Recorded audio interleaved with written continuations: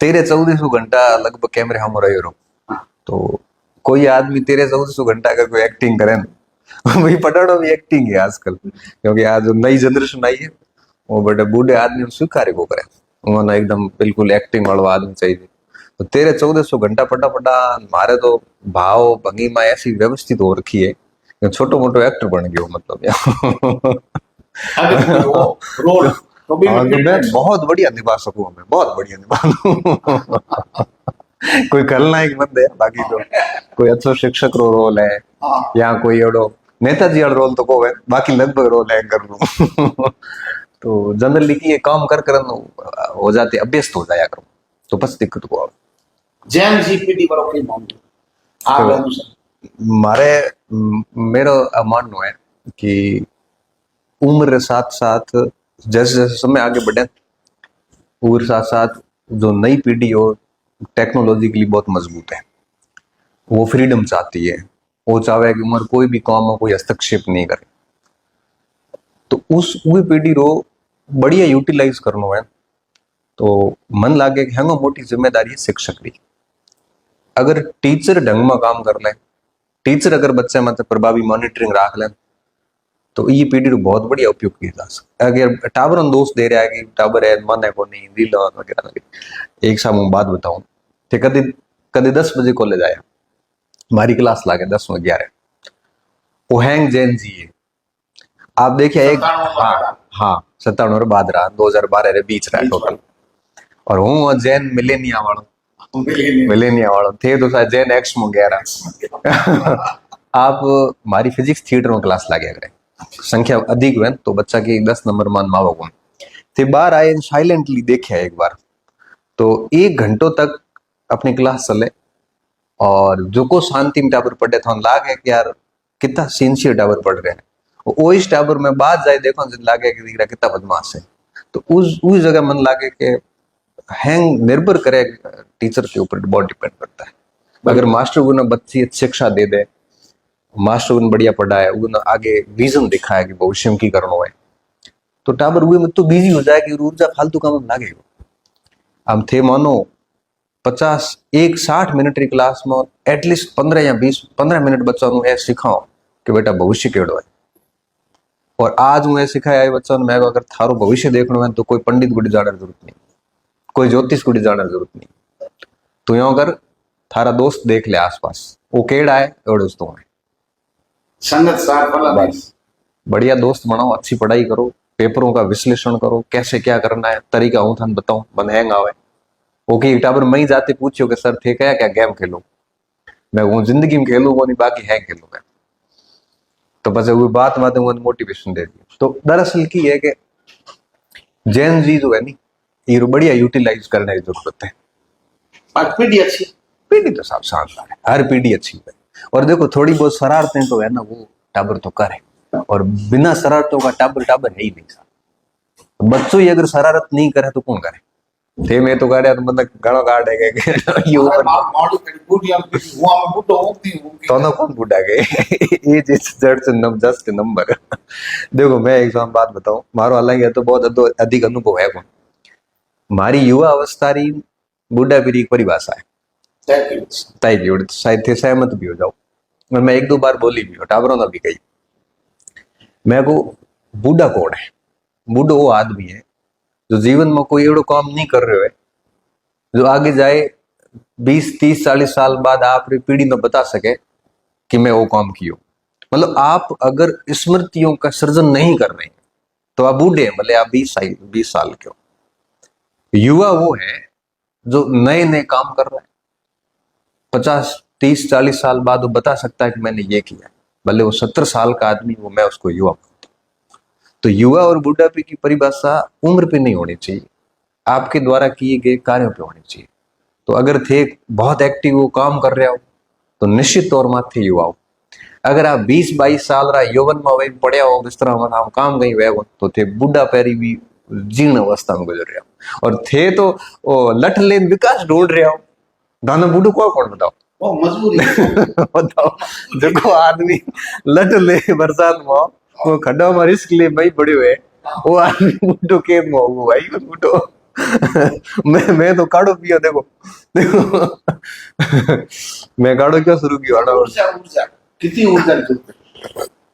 क्या ना ये 40 कैलोरी एक कप चाय में के ऊर्जा हो जिसमें आप ये पी रहे ना हमारे तो 40 कैलोरी। ये तो मन ध्यान को नहीं पर मन डॉक्टर हो गए अगर ते खोंड खा रहे हो हाँ खोंड पी रहे हो हाँ तो 45-50 साल के बाद आप तैयार रहना तारा घुटना गया काम में मैं और तो वो उहे लोग करते हाँ हमारे तो- मैं तो उहे दिन शक्कर छोड़ दी हाँ, और चाय में शक्कर है कौन खाली चाय डाल दूं दूध डाइजेस्ट हुआ कौन हमारे अल्सर बूढ़ी होला साल हुआ है तो मैं शक्कर वाली चीजें छोड़ दी देखो स्वास्थ्य के लिए आप मारो आयुर्वेद क्या करे कि आप जितनी उम्र के हो ना उतने मिनट आपको तेज गति से या बहुत सामान्य गति से ऊपर पैदल चलना चाहिए अगर थे 50 रहा हो गया तो 50 मिनट 60 रहा हो गया तो 60 मिनट 40 रहा हो गया 40 मिनट पैदल हाँ और 30 दौड़ दौड़ के नहीं दौड़ के नहीं मतलब सामान्य से अधिक स्पीड हो आपकी थोड़ा तेज हो ताकि पसीना वसीना आए इतो चलना ये बहुत स्वस्थ जरूरी रहने का राज है। बहुत जरूरी है अगर देखो जितनी उम्र बढ़े वे सम आदमी की थोड़ी सी मिनट बढ़ाना चाहिए क्योंकि जैसे 10 साल हो टाबर है 12 साल हो तो वैसी दंदरो नहीं दौड़े वो एक्सरसाइज की जरूरत कौन 20 साल वाला है तो 20 मिनट कर लो 50 साल 50 मिनट कुछ चीजें ध्यान नहीं रखी ना तो आने वाली पीढ़ी हमें की खाद्यान्न में ले हर चीज थोड़ा ध्यान इतनी टॉक्सिक हो चुकी है जहरीली तो शरीर पूरा अंदर महीना पूरा डंपर बिगाड़ दिया सब तो हमें ध्यान नहीं रखो तो आगे मजो है सीधी सी बात है तो थोड़ा बहुत की है कि समय के साथ में डाइट है वगैरह है ये ध्यान रखना की जरूरत जैन जी ऊपर से अल्फा है बीटा कई पीढ़ी आया है 2012 से लेके 25 तक के 25 सारे जैन अल्फा है अल्फा पीढ़ी। हाँ और 25 के बाद में बीटा पीढ़ी आएगी अब जैन जी में और बीटा के फर्क बीटा तो अब आएगी 25 के बाद स्कूलों में छोटी स्कूलों में बच्चे छोटी अब देखो अभी बीटा की विशेषताएं 12-13 2-4 साल बाद पता चलेगी अल्फा वाले तो आ चुके हैं देखो जनरेशन गैप तो हर पीढ़ी में सब आया थे तुम्हारी सोच में हमारी सोच में फर्क आयो जैन जी से भी जैन अल्फा बहुत एडवांस है अब आप सोचो साहब 3 साल 4 साल बच्चा मोबाइल में एड़ा एड़ा गेम खेले तो अपने सुनिया ही 3-4 साल के बच्चे इतने जिद्दी बच्चे हैं कि मतलब आप उनको अपनी बात नहीं मनवा सकते क्रांतिकारी ये सब दरअसल ये माँ बाप के पालन पोषण की भी गलती है माँ बाप दोनों नौकरी करते हैं बच्चे के ऊपर कोई नियंत्रण नहीं है कूटना चाहिए उसको तो छोटे बच्चे को कम से कम माँ बाप में से एक तो कूटे कूटना मतलब ऐसी जगह मारो थोड़ा बहुत की ताकि उसके अंदर डर तो रहे जिले को संभालने तो वाला अभी बच्चा तो दाई ऊपर से सरकार ने नियम बना दिया आरटी के तहत धारा 17 लगा दी कि भाई आप किसी को कोई बच्चे को कूट नहीं सकता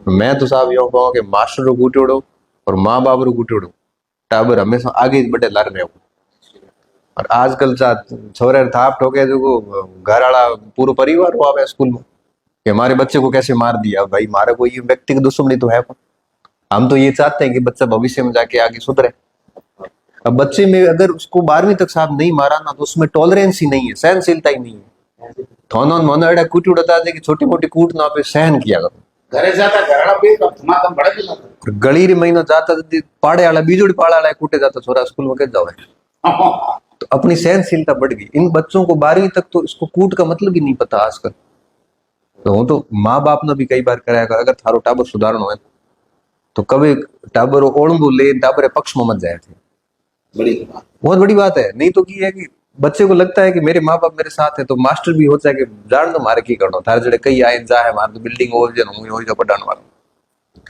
कुछ चीजें ये जैन जी अगर बिगड़ी है ना तो इस वजह से बिगड़ रही है नींद हाँ अब आप सोचो साहब आज भी है ना गाँव के अंदर कई बच्चे ऐसे तो अच्छे पढ़ रहे हैं क्योंकि उनका माँ बाप उनके ऊपर ध्यान दे रहा है छोटी मोटी गलती करे तो सजा भी दे पनिशमेंट भी दे उसकी एक ख्वाहिश पूरी करते हैं तो 2 जगह उसको मना भी करते हैं आप बच्चे की हैं ख्वाहिश में पूरी करो मना के नहीं करो तो बच्चा फिर आपके नियंत्रण से बाहर है जिद्दी आप उसका तुष्टिकरण इतना नहीं कर सकते मतलब मैं मेरे बच्चा अगर मेरे से कोई चीज मांगता है तो मैं 1 दिला के 2 मना करूंगा फिर 2 कंडीशन भी डालूंगा बेटा अब ये करेगा तब आगे ये होगा तो कम से कम उसको भी हाँ यूरोप में क्या सिस्टम है यूरोप में बड़ा सीधा सिस्टम है यूरोप में 10वीं होते ही बच्चे को कह देते भाई अब तू जाने थारो काम करे वो बच्चा काम धंधा करता है वो एक्स्ट्रा टाइम में वर्क करता है वो कॉल सेंटर पे करेगा होटल में वेटर का काम करेगा मतलब राष्ट्रपति रोल आ है ताकि उसको पैसे की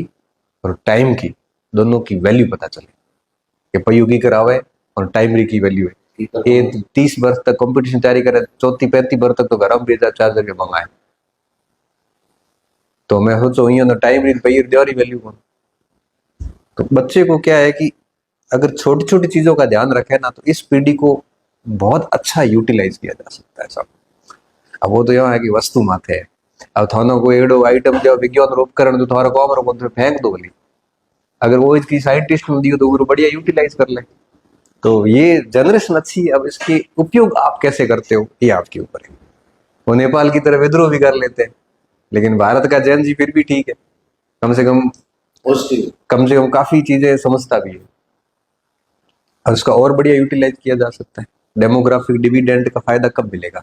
जदे મળે जदे आप पूरो शिक्षक समाज है, परिवार है, गवर्नमेंट है, समुचित और सम्मिलित प्रयास होंगे तो बहुत बढ़िया यूटिलाइज हो सकता है, ये देश को आगे ले जा सकते हैं। सोशल मीडिया को जितना बुरा करें इतना तो बुरा है नहीं है बहुत सर। कुछ, मतलब सारा मोबाइल के अंदर आ गया, हाँ बुरा सब नहीं, कुछ इसके अंदर है। बुरा कह ही नहीं सकते साहब इसको। और इसके वापस वही बात है, इसके उपयोग पे है। अब इसको आप जैन जी मान लो, आप देखो अगर इसको बुरा कहें तो आज आप पत्रकार नहीं होते।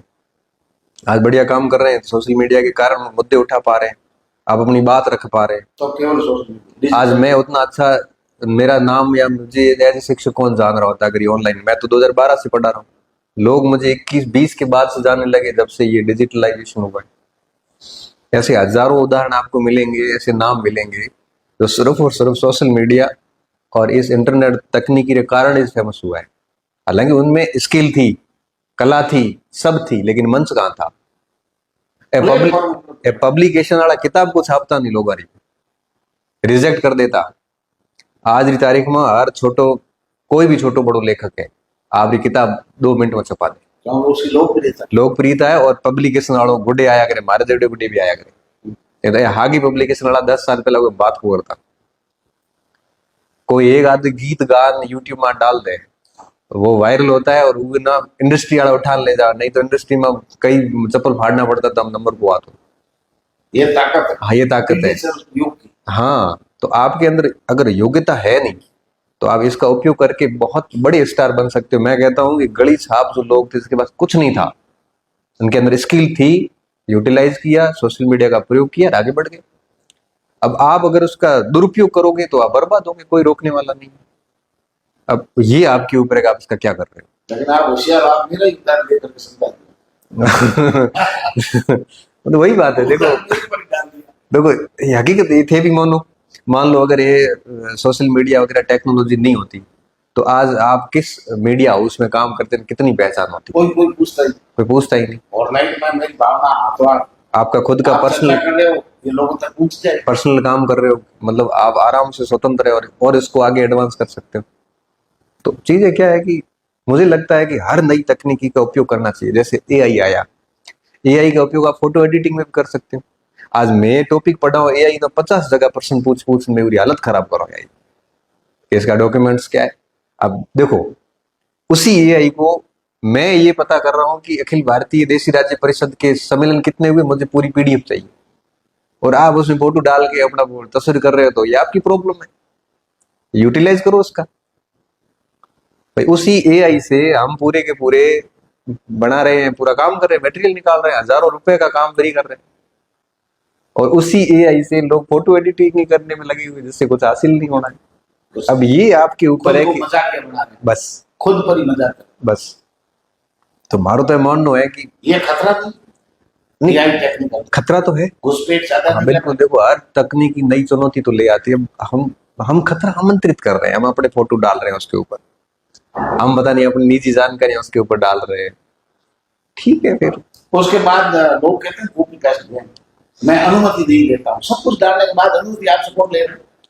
ये क्या चल रहा है साहब? भारत में जो बिंदु है ना, मैं एक पॉइंट और यहाँ पे कोट करूंगा। ऐसा कहते हैं कि समझ पहले आनी चाहिए, तकनीकी बाद में आनी चाहिए। अच्छा हाँ, तब हम उस तकनीकी का अच्छा उपयोग कर पाएंगे। भारत में क्या हुआ कि तकनीकी पहले आ गई, समझ अभी तक कम लोगों में आई है। तो आप सोचो ना, हमारे को कोई खबर आई, मैं ना पूरी पढ़े और तफ्तीश किए बिना मैं 50 लोगों को फॉरवर्ड करती, पहले कर दी, बताओ, और पढ़ी नहीं। पढ़ी ही नहीं। अब बताओ समझ कहाँ आई? आप ये समझदार होंगे आप, लेकिन सोशल मीडिया की ये जनरेशन की समझ थारे नहीं है। तो समझ पहले आनी चाहिए और तकनीकी बाद में आनी चाहिए, वो हमारे में अभी भी कम है। अभी तक तो थे देखो वो बेटा रिचार्ज वाला आवेगा, ये मत क्लिक करो रिचार्ज हो है, इतनी भी समझ नहीं है कि एक फोटो आवेगा ये मत अगर आप ये 10 लोगों ने फॉरवर्ड करो तो ना भगवान मिल जाओ। बताओ ये पहले होते थे कि आप इतने आप पन्ने छपा करके भेजोगे, हाँ। तब आपका हो जाएगा अच्छा, नहीं तो माता जी नाराज होंगे और आपके 24 घंटे में याद कह रहे हैं, मैं अनुमति नहीं दूंगा, नहीं दूंगा। बताओ सब कुछ दिखाने के बाद, हाँ। सब कुछ डालने के बाद मैं अनुमति नहीं दूंगा। ये इतनी कॉपी पेस्ट है, लोग दिमाग नहीं लगा रहे कैसे। बस यही मैंने यही कहा ना, मैं मतलब पीछे नहीं हाँ। हूँ, ये है, ये तरीका क्या है इनका? नहीं ये मैं कह रहा हूँ समझ नहीं अभी, मैं इसमें पीछे बस मैं पीछे नहीं रहूं, मैं भी पॉपुलर हो जाऊंगा, ऐसी चीजें क्या है कि कहीं ना कहीं आपको पीछे ले जाती है, आगे नहीं ले जाती। मैंने साहब कई बार सोशल मीडिया पे लिखा है कि कोई भी पोस्ट आती है उसको पढ़ो, तफ्तीश करो, उसका क्रॉस चेक करो, बस ध्यान लगे कि भाई हाँ ये वास्तव में सही है, तो वो उनके लिए जो टारगेटेड ऑडियंस है उसको आप शेयर कर सकते हो कि भाई हाँ ए भाई तुम्हारे कॉमेडी न्यूज है तो हूँ थानों भेज दे, तो लगे आप मुझे भी ज्ञान देते, कौन सा ज्ञान देते? नहीं नहीं तो नहीं है। मैं जैसे लिखता हूँ किसी विषय पर या मैं खबरें कर और आप इन खबरों को देखते हैं, खबरों को देखते हैं, पढ़ते भी हैं जितना समय मिले। हाँ थोड़ा टाइम मिलता है। मेरी खबरें आप जैसे बुद्धिमान लोग देखे पढ़े, मैंने लिखा हुआ ताकि मैं सुधार कर सकूं। क्या जरूरी है या आपने क्या महसूस किया डिजिटल मीडिया की खबरों के बारे में, या मैं जो लिखता हूँ उन मुद्दों के बारे में क्या महसूस किया, क्या सुधार की आवश्यकता है ताकि जन भावना का मुद्दा बने। एक मैं ऑब्जर्वेशन की, सूक्ष्म ऑब्जर्वेशन, हाँ।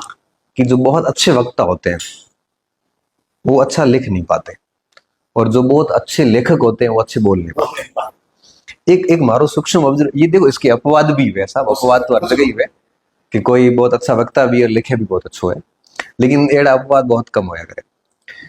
और मारो यह मानना है कि बोलकर जो अपन बात को समझाते हैं ना, भावों को, उतना लिख कर नहीं समझा पाते, क्योंकि लिखने में कि ये कई सारा आयाम छूट जाया करे। मैं जो लिखूंगा ना वो थे वो हम जो वो जरूरी नहीं थे, वो कई अर्थ निकाल सो और थे वो गलत अर्थ भी निकाल सो। हाँ, और बोलने के बाद क्या है कि मैं हर एक पक्ष को बहुत क्लियर कर लूं तो थे वो इस बात समझ दो हूँ समझाने चाह रहे हो। तो आपका जो मैंने देखा है ना, आप लिखना भी देखा है, मैंने सुना भी है, तो आपका बोलने वाला मैटर बहुत ज्यादा अच्छा है। लिखने वाले पे तो आपको बहुत और भी काम करने की आवश्यकता है, बहुत आवश्यकता है, क्योंकि देखो लिखने में बहुत कुछ चीजें चाहिए, शब्दावली भी चाहिए, शब्द चाहिए, विषय को टच करना, सारे भावों को टच करना, सारे आयाम टच करना, एक आधो आयाम छूट गया तो लोग टारगेट कर ले, फिर उसके ऊपर फालतू। फिर मैं पहले लिखता था और मेरे खूब सारे लेख बहुत शानदार लिखे हुए पड़े हैं, अभी भी कभी कभी लिखता हूं मैं, लेकिन मैंने अब धीरे धीरे कम कर दिया, क्योंकि फिर सामने पढ़ने वाला भी तो उस स्तर के होने चाहिए। तब मैं आजकल टेलीग्राम पे लिख लेता हूँ, वहाँ पे सारे अच्छे बच्चे जुड़े हुए हैं, वहाँ पे सारे तैयारी वाले जुड़े हुए हैं, और फेसबुक वगैरह पे आजकल जनरली वो लोग हैं जिनका प्रिपरेशन से बहुत अधिक संबंध है नहीं। तो आप बहुत बढ़िया काम कर रहे हैं साहब, बोलते रहिए, अच्छा अच्छे मुद्दे उठाते रहिए। मारवाड़ी नहीं थोड़ी मारवाड़ी में मानो तो हिंदी झलको आवे, जो हिंदी में मारवाड़ी झलको आवे तो ते तो ब्याह में बैठ दियो, ते तो बैठ दियो बस गए नहीं। अच्छा मतलब चौधरी आलम ने 100% सोचा ये बाई लैंग्वेज बैठ दो दे शुद्ध हिंदी बोलिया तो भी ठीक हो, क्योंकि थोड़ा गौरा डोकरा भी सुनिया करे और गौरा टावर भी सुने, तो थे कि शुद्ध हिंदी बोलिया तो जरूरी है उनके भाई हेमन हिंदी आवे, मारवाड़ी में तो थे बोल सको बढ़िया मन हेमन आवे, तो बीच में राखो तो ठीक है, क्योंकि बाढ़ मेरा बाहर भी स्रोत है, तो उन्होंने हो सके अपनी ठेठ मारवाड़ी देसी समझ में नहीं भी आवे तो ब्याह भाषा में रहे तो थोड़ा ठीक रहे मामले। मैं पढ़ाया करो तो ऑफलाइन, तो मैं मारवाड़ी और हिंदी ब्याह मिक्स किया करो, और जब ऑनलाइन पढ़ाओ जब कंप्लीट में हिंदी में बोलिया करो, क्योंकि बहुत सारी बाहरली ऑडियंस भी है, तो कि हाँ ताकि की है कि लैंग्वेज बैरियर नहीं होना चाहिए, बात पूरी समझ में आवे, भाषा रो मतलब हो थे कहना चाहो मारे समझ में आ जाओ बस। मेरे दर्शक जुड़े होते हैं डिजिटल मीडिया पर, मैं चाहता हूँ मेरे दर्शक मेरा वीडियो टक लगा के सुने, ध्यान से सुने और मेरे श्रोता बढ़ते जाए। आप पढ़ाते हैं, हाँ उद्देश्य आपका भी होता है कि क्लास बच्चों को टच करे, हाँ, बच्चों की बच्चे संख्या बढ़े, ज्यादा से ज्यादा जुड़े और क्या जरूरी है अच्छा परिणाम दे। ऑडियंस हमारे से जुड़ जाए। मुझे पढ़ाने वाला, लगता है बोलने कि वाले से। हालांकि मैं पत्रकारिता से इतना जुड़ा हुआ नहीं हूँ, मगर एक एज श्रोता मैं आपसे बात करूं, ये एज श्रोता कि एक पत्रकार को क्या ऐसा करना चाहिए कि उसका दायरा बढ़ता जाए। सबसे पहली चीज कि जब भी कोई न्यूज अपन करते हैं तो बहुत फैक्ट बेस्ड होनी चाहिए, मतलब तथ्यात्मक रूप से कोई भी गलत तथ्य नहीं जाए। पत्रकार का पहला धर्म होता है कोई भी न्यूज उठाए उससे पहले सारे तथ्यों की स्टडी हो जाए, उसके बाद में तथ्य जब जाएगा ना तो सामने वाला आपका विरोधी भी है तब भी भरोसा उसको करना पड़ेगा। और ये बात आनी चाहिए कि यार इस आदमी ने कहा है ना तो बिल्कुल सही कहा है। मैं आपको बताऊं, मेरे जो भी लेख या कोई वीडियो जाता है तो बच्चा सिर्फ एक ही बात कहता है कि गणपत जी कह दिए मतलब फाइनल बात है। सही है। क्यों? क्योंकि मैं पूरा रिसर्च करके बोलता हूँ, नहीं तो बोलता नहीं। एक चीज तो ये ध्यान रखने की जरूरत है कि बिना होमवर्क के कोई भी न्यूज कवर करनी नहीं चाहिए। पूरी 360 डिग्री न्यूज माथे पूरो एनालिसिस कर लियो, पूरा होमवर्क हो गयो, और बात थे न्यूज न कवर करो। एक तो ये काम होना, इसमें क्या अपनी क्रेडिबिलिटी बढ़ जाए करे और श्रोताओं ने ये भरोसा हो जाएगा कि इस आदमी ने कहा है ना तो भाई साहब सीधा ठोक के कहा और ये बात है, फिर आपके ऊपर कोई भी प्रश्नवाचक खड़ा नहीं करेगा। अगर एक भी न्यूज अगर बिना आधी अधूरी तथ्यों के साथ दे दी तो फिर आपकी क्या है कि क्रेडिबिलिटी गई, मतलब पत्रकार गया। दूसरी चीज होती है वो होती है पूर्णता। कोई भी पत्रकार अगर जैसे आप न्यूज कवर कर रहे हो तो उसके सारे आयाम टच होने चाहिए, सामाजिक, सांस्कृतिक, धार्मिक, आर्थिक। या नहीं है कि आप एक तरफा न्यूज कवर करो, पूरा सारा आयाम टच करो तो फिर क्या है कि कुछ छूटता नहीं पीछे। जैसे हम टॉपिक पढ़ाते हैं, तो जैसे मैं 1857 क्रांति पढ़ाई तो मैं पूरी पृष्ठभूमि के अंग्रेज उस समय क्या सोचता था वहां से शुरू करके और उसके परिणामों के बाद भी क्या हुआ ये सब लेते हैं। तो कोई भी न्यूज कवर करे तो कम से कम मन लागे कि मैं जितने भी खबर मैं पढ़िया करो, मैं आप भी सुनू, मैं और भी कई सारे पत्रकारों की सुनता हूँ। तो मैं कई बार ऐसा देखता हूँ कि कोई भी पूर्ण खबर कर नहीं पा रहे। आप बहुत नजदीक पहुंचते हैं सर, बाकी बहुत सारे पत्रकार ऐसे आधी अधूरी जानकारी देते, सस्पेंस छोड़ देते, नाम नहीं बोलते। फिर वो बेचारा श्रोता तो कहता है कि भाई हेडिंग कुछ और है, बोल कुछ और रहा है, आधी अधूरी न्यूज है, बात तो कुछ पता चला नहीं, सामने वाला को बेचैन और कर दिया। कमेंट बॉक्स में आ जाओ, ये और सलाह दे देते हैं। हाँ, कमेंट बॉक्स। इससे अच्छा होता है कि पत्रकार का धर्म होता है कि भाई साहब सांगो बांग न्यूज तैयार करो, जिसमें सांगो पांग सिर से, हाँ, जिसमें लगे कि भाई साहब कोई पक्ष नहीं छूटा है और अब ये बात भले आधा घंटा लेट कवर हो जाए लेकिन होनी ऐसी चाहिए कि छूटना कुछ नहीं चाहिए, सारे पक्षों के ऊपर विवेचना हो, तब आपका दायरा अपने आप बढ़ जाता है। तीसरी चीज जो पत्रकार में मुझे चाहिए वो ये है कि सब एरिया कवर करें। सब एरिया का मतलब है कि विकास का मुद्दा भी आना चाहिए। पत्रकार का धर्म यही होता है कि जिसका कोई आवाज उठाने वाला नहीं उसका पत्रकार होता है। ऐसी जगह जाके भी आवाज उठाए जो उपेक्षित है, इग्नोर्ड किए हुए क्षेत्र है, जो ऐसे पिछड़े तबके है, जो पिछड़ा कोई क्षेत्र है उसकी भी आवाज उठनी चाहिए। साथ में बहुत सारी चीजें ऐसी हैं जो मतलब पत्रकारों को करनी चाहिए मुझे लगता है। तो उससे क्या होता है कि आपका ऑडियंस वर्ग बढ़ जाता है। लोगों के दिमाग में ये जरूर आना चाहिए कि पत्रकार निष्पक्ष है, तटस्थ व्यक्ति है, पूर्ण चीजें करता है, किसी को नहीं साफ सपा बिना लाग लपेट के एकदम से बिना किसी खौफ के बोल देता है, ऐसी छवि बननी चाहिए। तो क्या है कि फिर काम करने में बड़ा आनंद आता है। सोशल मीडिया कितना नजदीक है। देखो एक यूटोपियन धारणा आती है पॉलिटिकल साइंस में, और एक मैक्स वेबर का सिद्धांत आता है राजनीति में, लोक प्रशासन में, जो ये कहता है कि नौकरशाही को किसी पार्टी के साथ में नहीं होना चाहिए। नौकरशाही सरकार की है, किसी दल की नहीं है। फिर आगे वापस मैक्स वेबर ये लिखता है कि दुनिया की कोई भी नौकरशाही ऐसी नहीं है जो पॉलिटिकल पार्टी के प्रति जिसका झुकाव नहीं हो। फिर आगे मैक्स वेबर लिखता है कि अगर ऐसी कोई नौकरशाही जिसका बहुत कम झुकाव हो तो मैं मानूंगा कि वो दुनिया की सबसे श्रेष्ठ नौकरशाही है। कम है तो, हाँ, कम है तो भी, हाँ, बाकी पूरा तो कोई है ही नहीं, पूर्ण बिल्कुल नहीं है। तो मैं भी ये मानता हूँ कि मैंने जो बातें बताई पूर्णता तो नहीं आती, लेकिन आप इसके निकट भी है ना तो भी आप श्रेष्ठ है।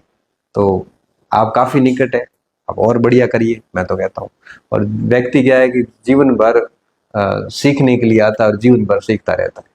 पालने से खबर, बिल्कुल, पालने से खबरता है। जितना हर न्यूज के बाद आप खुद सीखोगे, कमेंट्स को भी जिसमें कोई जेन्युइन सलाह आती है उसको भी आपको ध्यान रखना चाहिए। जैसे कोई कमेंट्स में आ गया, कोई सलाह किसी ने दे दी तो मुझे लगता है, मैं क्लास में पढ़ाता हूँ ना, तो बच्चों को कहता हूँ बेटा कुछ, बच्चे कमेंट्स में आते हैं, मैं बकायदा हर अगली क्लास में उसमें वो सुधार करता हूँ। ये तो जरूरी, खुद ये में बहुत सुधार जरूरी करना, है। हाँ, खुद में सुधार खुद ही बहुत से जरूरी ज्यादा है। सीखना। इससे बढ़िया कोई लर्निंग मेथड है ही नहीं।